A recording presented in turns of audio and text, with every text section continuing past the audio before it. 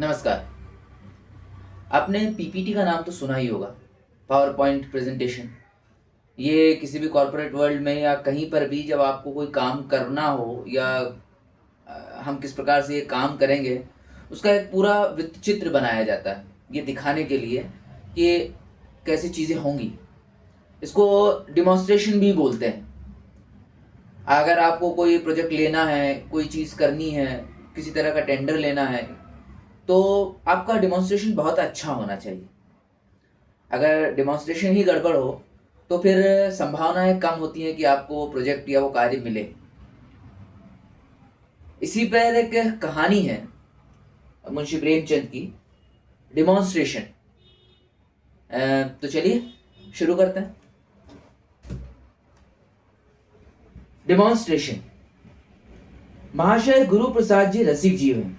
गाने बजाने का शौक है, खाने खिलाने का शौक है और सैर तमाशे का शौक है, पर इसी मात्रा में द्रव्योपार्जन का शौक नहीं है। यो वो किसी के मोहताज नहीं है, भले आदमियों की तरह हैं और है भी भले आदमी, मगर किसी काम में चिमट नहीं सकते। गुड़ होकर भी उनमें लस नहीं है। वो कोई ऐसा काम उठाना चाहते हैं जिसमें चटपट कारू का खजाना मिल जाए और हमेशा के लिए बेफिक्र हो जाए। बैंक से छमाही सूद चला है, खाए और मजे से पड़े रहें। किसी ने सलाह दी, नाटक कंपनी खोलो। उनके दिल में भी बात जम गई। मित्रों को लिखा, मैं ड्रामेटिक कंपनी खोलने जा रहा हूं, आप लोग ड्रामे लिखना शुरू कीजिए। कंपनी का प्रॉस्पेक्ट्स बना, कई महीने उसकी खूब चर्चा की। कई बड़े बड़े आदमियों ने हिस्से खरीदने के वादे किए, लेकिन न हिस्से बिके न कंपनी खड़ी हुई। हाँ, इसी धुन में गुरु प्रसाद जी ने एक नाटक की रचना कर डाली और यह फिक्र हुई कि इसे किसी कंपनी को दिया जाए। लेकिन यह तो मालूम ही था कि कंपनी वाले एक ही घाव होते हैं, फिर हर एक कंपनी में उसका एक नाटककार भी होता है। वो कब चाहेगा कि उसकी कंपनी में किसी बाहरी आदमी का प्रवेश हो? वो इस रचना में तरह तरह के ऐब निकालेगा और कंपनी के मालिक को भड़का देगा। इसलिए प्रबंध किया गया कि मालिकों पर नाटक का कुछ ऐसा प्रभाव जमा दिया जाए कि नाटककार महोदय की कुछ दाल न गल सके। 5 सज्जनों की एक कमेटी बनाई गई। उसमें सारा प्रोग्राम विस्तार के साथ तय किया गया और दूसरे दिन 5 सज्जन गुरु प्रसाद जी के साथ नाटक दिखाने चले। तांगे आ गए, हारमोनियम तबला आदि सब उस पर रख दिए गए, क्योंकि नाटक का डिमॉन्स्ट्रेशन होने जा रहा था। सहसा विनोद बिहारी ने कहा, यार तांगे पर जाने में तो कुछ बदरूबी होगी। मालिक सोचेगा ये महाशय यूं ही है, इस समय 10-5 रुपए का मुंह न देखना चाहिए। मैं तो अंग्रेजों की विज्ञापनबाजी का कायल हूं कि रुपए में 15 आने उसमें लगाकर शेष 1 आने में रोजगार करते हैं। कहीं से 2 मोटरें मंगानी चाहिए। रसिकलाल बोले, लेकिन किराए की मोटरों से वो बात न पैदा होगी जो आप चाहते हैं। किसी रईस से 2 मोटरें मांगनी चाहिए। मारी सोया नए साल के ऑस्टिन। बात सच्ची थी, भेष से भीख मिलती है। विचार होने लगा कि किस रईस से याचना की जाए। अजी वो महाखुसट है, सवेरे उसका नाम लो तो दिन भर पानी न मिले। अच्छा सेठ जी के पास चले तो कैसा? मुंह धो रखिए, उसकी मोटर अफसरों के लिए रिजर्व है, अपने लड़के तक को नहीं बैठने देता, आपको दिए देता है। तो फिर कपूर साहब के पास चले, अभी उन्होंने नई मोटर दी है। अजी उनका नाम न लो, कोई न कोई बहाना करेगा, ड्राइवर नहीं है, मरम्मत में है। गुरु प्रसाद ने अधीर होकर कहा, तुम लोगों ने तो व्यर्थ का बखेड़ा कर दिया। टांगों से चलने में क्या हरज था? विनोद बिहारी ने कहा, आप तो घास खा गए। नाटक लिख लेना दूसरी बात है और मुआमले को पटाना दूसरी बात है। रुपए पृष्ठ होना देगा, अपना सा मुंह लेकर रह जाओगे। अमरनाथ ने कहा, मैं तो समझता हूँ मोटर के लिए किसी राजा रईस की खुशामद करना बेकार है। तारीफ तो जब है कि पांव पांव चले और वहां ऐसा रंग जमाए कि मोटर से भी ज्यादा शान रहे। विनोद बिहारी उछल पड़े, सब लोग पांव पांव चले। वहां पहुंचकर किस तरह बातें शुरू होगी, किस तरह तारीफों के पुल बांधे जाएंगे, किस तरह ड्रामेटिस्ट मास्टर को खुश किया जाएगा, इस पर बहस होती जाती थी। हम लोग कंपनी के कैंप में कोई 2 बजे पहुंचे। वहां मालिक साहब, उनके एक्टर, नाटककार सब पहले ही से सारा इंतजाम कर रहे थे। पान, इलायची, सिगरेट मंगा लिए थे। ऊपर जाते ही रसिकलाल ने मालिक से कहा, क्षमा कीजिएगा, हमें आने में देर हुई, हम मोटर से नहीं पांव पांव आए। आज यही सलाह हुई कि प्रकृति की छटा का आनंद उठाते चले। गुरु प्रसाद जी तो प्रकृति के उपासक हैं। इनका बस होता तो आज चिमटा लिए या तो कहीं भीख मांगते होते या किसी पहाड़ी गांव में वटवृक्ष के नीचे बैठे पक्षियों का चहकना सुनते होते। विनोद ने रद्दा जमाया, और आए भी तो सीधे रास्ते से नहीं, जाने कहां कहां का चक्कर लगाते, खाक छानते, पैरों में जैसे सनीचर है। अमर ने और रंग जमाया, पूरे सतयुगी आदमी हैं, नौकर चाकर तो मोटरों पर सवार होते हैं और आप गली गली मारे मारे फिरते हैं। जब और रईस मीठी नींद के मजे लेते होते हैं तो आप नदी के किनारे उषा का श्रृंगार देखते हैं। मस्तराम ने फरमाया, कवि होना मानो दीन दुनिया से मुक्त हो जाना है। गुलाब की एक पंखड़ी लेकर उसमें जाने क्या घंटों देखता करते हैं। प्रकृति की उपासना ने यूरोप के बड़े बड़े कवियों को आसमान पर पहुंचा दिया। यूरोप में होते तो आज इनके द्वार पर हाथी झूमता होता। एक दिन एक बालक को रोते देखकर आप रोने लगे। पूछता हूं भाई क्यों रोते हो? तो और रोते हैं। मुंह से आवाज नहीं निकलती। बड़ी मुश्किल से आवाज निकली। विनोद, जनाब कवि का हृदय कोमल भावों का स्रोत है, मधुर संगीत का भंडार है, अनंत का आईना है। रसिक ने कहा, क्या बात कही है आपने? अनंत का आईना है, वाह! कवि की सोहबत में आप भी कुछ कवि हुए जा रहे हैं। गुरुप्रसाद ने नम्रता से कहा, मैं कवि नहीं हूं और न मुझे कवि होने का दावा है। आप लोग मुझे जबरदस्ती कवि बना देते हैं। कवि शिष्टा की वो अद्भुत रचना है जो पंचभूतों की जगह 9 रसों से बनती है। मस्तराम ने कहा, आपका यही एक वाक्य है जिस पर सैकड़ों कविताएं न्यौछावर हैं। सुनिए आपने रसिकलाल जी कवि की महिमा, याद कर लीजिए, रट डालिए। रसिकलाल कहा तक याद करें भैया, ये तो सुक्तियों में बातें करते हैं और नम्रता का ये हाल है कि अपने को कुछ समझते ही नहीं। महानता का यही लक्षण है, जिसने अपने को कुछ समझा वो गया। अब कंपनी के स्वामी से कहते हैं, आप तो खुद ही सुनेंगे। इस ड्रामे में अपना हृदय निकाल कर रख दिया। कवियों में जो एक प्रकार का अल्हड़पन होता है, उसकी आप में कहीं गंध भी नहीं। इस ड्रामे की सामग्री आपने जमा करने के लिए अपने कुछ नहीं तो 1000 बड़े बड़े पोथों का अध्ययन किया होगा। वाजिद अली शाह को स्वार्थी इतिहास लेखकों ने कितना कलंकित किया है, आप लोग जानते ही हैं। उस लेख राशि को छांट कर उनमें से सत्य के तत्व खोज निकालना आप ही का काम था बस। विनोद ने कहा, इसीलिए हम और आप दोनों कलकत्ता गए और वहां कोई 6 महीने मटिया बुर्ज की खाक छानते रहे। वाजिद अली शाह की हस्तलिखित एक पुस्तक की तलाश की। उसमें उन्होंने खुद अपनी जीवन चर्चा लिखी है।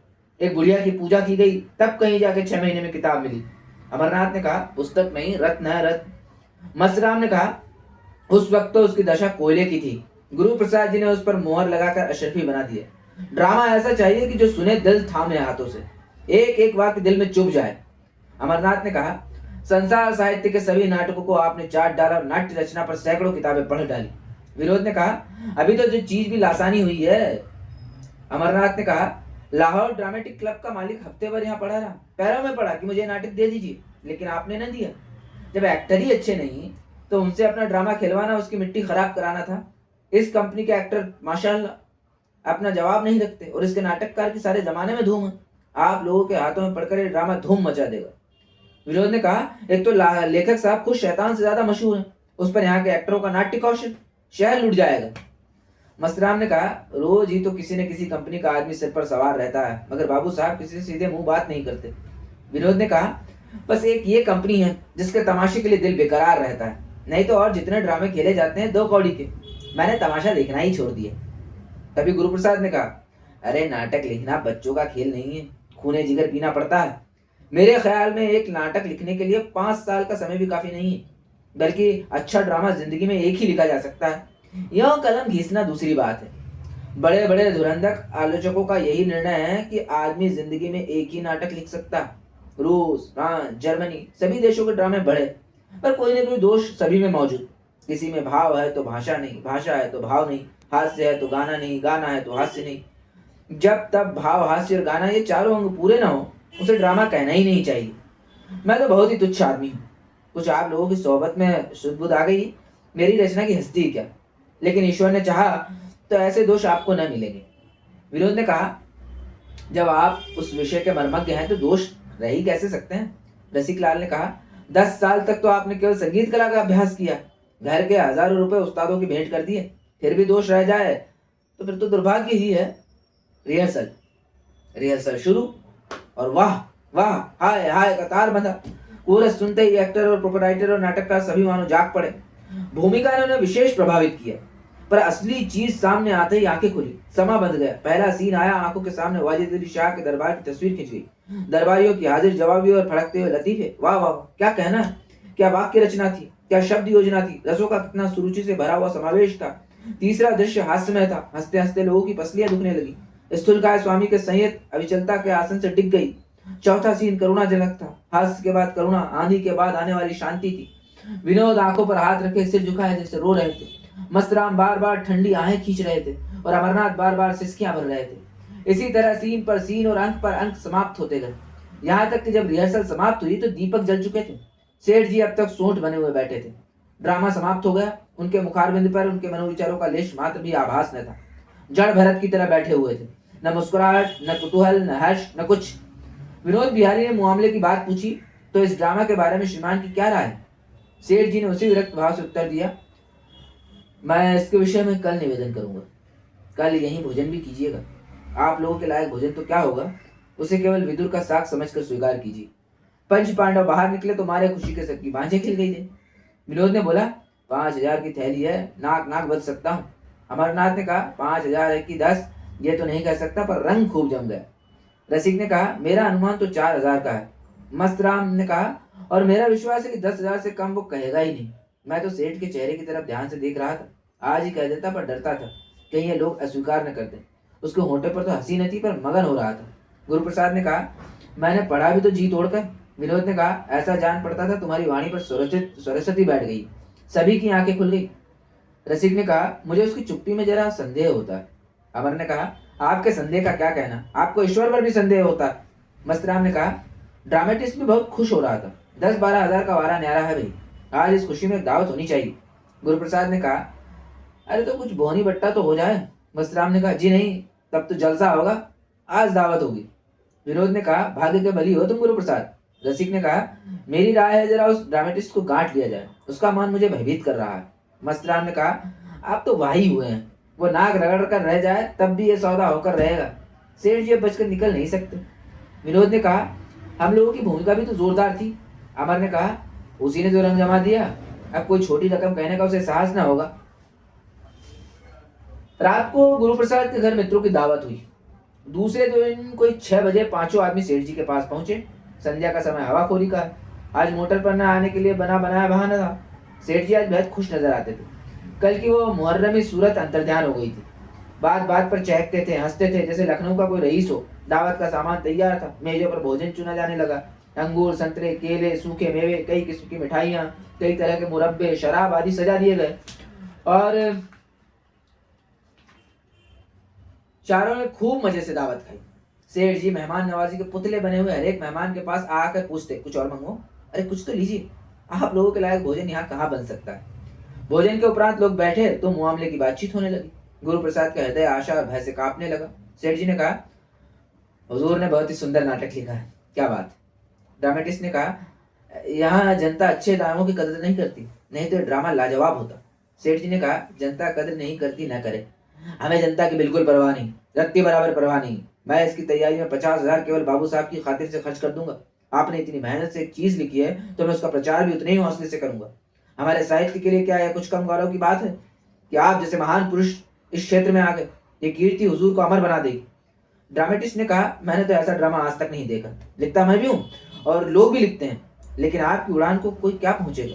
कहीं कहीं तो आपने शेक्सपियर को भी मात कर दिया है। सेठ जी ने कहा, तो जनाब, जो चीज दिल की उमंग से लिखी जाती है वह ऐसी अद्वितीय होती है। शेक्सपियर ने जो कुछ लिखा रुपए का लोभ से लिखा। हमारे दूसरे नाटककार भी धन के ही लोभ से तो लिखते हैं। उनमें वो बात कहाँ पैदा हो सकती है। गौसाई जी की रामायण क्यों अमर है? इसलिए कि वह भक्ति और प्रेम से प्रेरित होकर लिखी गई है। शादी की गुलिस्ता और बौस्ता, होमर की रचनाएं इसलिए स्थायी हैं कि उन कवियों ने दिल की उमंग से लिखा। जो उमंग से लिखता है वो एक एक शब्द, एक एक वाक्य, एक एक उक्ति पर महीनों खर्च कर देता है। धैर्यक्षु को तो एक काम जल्दी से समाप्त करके दूसरा काम शुरू करने की फिक्र होती है। ड्रामेटिस्ट ने कहा, आप बिल्कुल सत्य कह रहे हैं सेठ जी। हमारे साहित्य की अवनति केवल इसलिए हो रही है कि हम सब धन के लिए, नाम के लिए लिखते हैं। तभी सेठ जी ने कहा, सोचिए, आपने 10 साल केवल संगीत कला में खर्च कर दिए। लाखों रुपए कलावत और गायकों को दे डाले होंगे। कहाँ कहाँ से और कितने परिश्रम और खोज से इस नाटक की सामग्री एकत्र की। न जाने कितने राजा महाराजाओं को सुनाया। इस परिश्रम और लगन का पुरस्कार कौन दे सकता है? ड्रामेटिस्ट ने कहा, मुमकिन ही नहीं। ऐसी रचनाओं के पुरस्कार की कल्पना करना ही उनका अनादर करना है।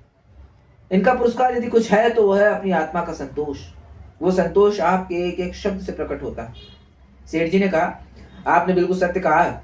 ऐसी रचनाओं का पुरस्कार अपनी आत्मा को संतोष है। यश तो बहुधा ऐसी रचनाओं को मिल जाता है जो साहित्य के कलंक है। आपसे ड्रामा ले लीजिए और आज ही पार्ट भी तकसीम कर दीजिए। 3 महीने के अंदर इसे खेल डालना होगा। मेज पर ड्रामे की हस्तलिपि पड़ी हुई थी। ड्रामेटिस्ट ने उसे उठा लिया। गुरु प्रसाद ने दीन नेत्रों से विनोद की ओर देखा, विनोद ने अमर की ओर, अमर ने रसिक की ओर, पर शब्द किसी के मुंह से न निकला। सेठ जी ने मानो सभी के मुंह सुई दिए हो। ड्रामेटिस्ट साहब किताब लेकर चल दिए। सेठ जी ने मुस्कुराकर कहा, हुजूर को थोड़ी सी तकलीफ और करनी होगी।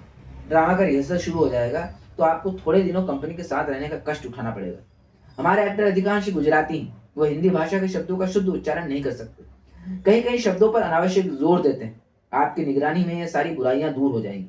एक्टरों ने यदि पाठ अच्छा न किया तो आप सारे परिश्रम पर पानी पड़ जाएगा।